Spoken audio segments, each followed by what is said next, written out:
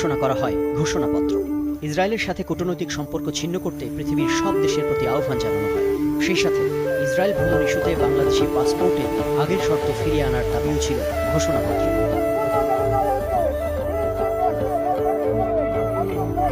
গাজাবাসীর প্রতি সংহতি জানানোর এই মিছিলে শামিল হয় দেশের সব রাজনৈতিক দল, ধর্মীয়, সামাজিক, সাংস্কৃতিক সংগঠন ও প্রতিষ্ঠানের প্রতিনিধিরা।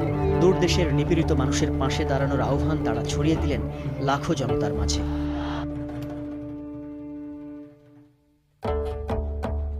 একসাথে এত মানুষের জমায়েত বাংলাদেশ আগে কখনো দেখেছে কিনা তা বোধহয় হলফ করে বলা কঠিন। সংখ্যার হিসেবে কত লাখ কে জানে। 68 একর আয়তনের সোহরাওয়ার্দী উদ্যান ছাপিয়ে জনসমুদ্র ছাড়িয়েছে আশপাশের সব সড়কে। শাহবাগ, নীলক্ষেত, কাকরাইল, বাংলা মোটর সহ বিভিন্ন রাস্তায় তখন মানুষের সয়লাব। তীব্র গরম উপেক্ষা করে ঢাকার বাইরে থেকেও শামিল হয়েছেন বহু মানুষ। গণজমায়েতের নির্ধারিত কয়েক ঘন্টা আগে থেকে শহরের প্রধান সড়কগুলোতে ছিল মার্চ ফর গাজা কর্মসূচির মিছিল। ঢাকার বুকে অগুন্তি পতাকা ঝুলিয়ে যেন জেগে উঠল নিপীড়িত ফিলিস্তিনিদের অস্তিত্ব কেবল ভূখণ্ডে সীমাবদ্ধ নয়, ছড়িয়ে আছে বিশ্বজুড়ে।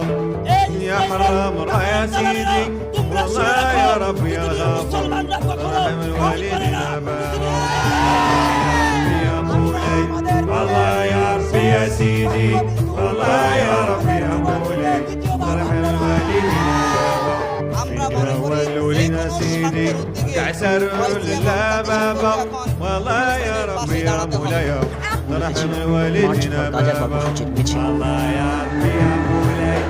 ঢাকার বুকে অবন্তি পতাকা ঝুলিয়ে যেন জেগে উঠল ফিলিস্তিনের স্বাধীনতার গর্জন। স্লোগানে পরপর ইসরায়েলকে জানিয়ে দিল ফিলিস্তিনিদের অস্তিত্ব কেবল একটি ভূখণ্ডে সীমাবদ্ধ নয়, ছড়িয়ে আছে বিশ্বজুড়ে। তোমরা শুনে রাখো, পৃথিবীর মুসলমানরা কখনো ভয় করে না।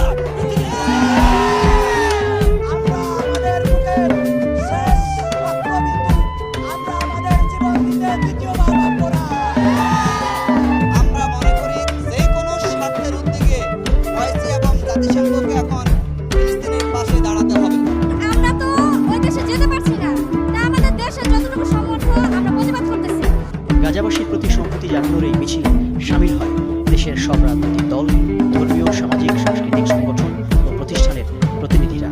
দূর দেশের নিপীড়িত মানুষের পাশে দাঁড়ানোর আহ্বান তারা ছড়িয়ে দিলেন লাখো জনতার মাঝে।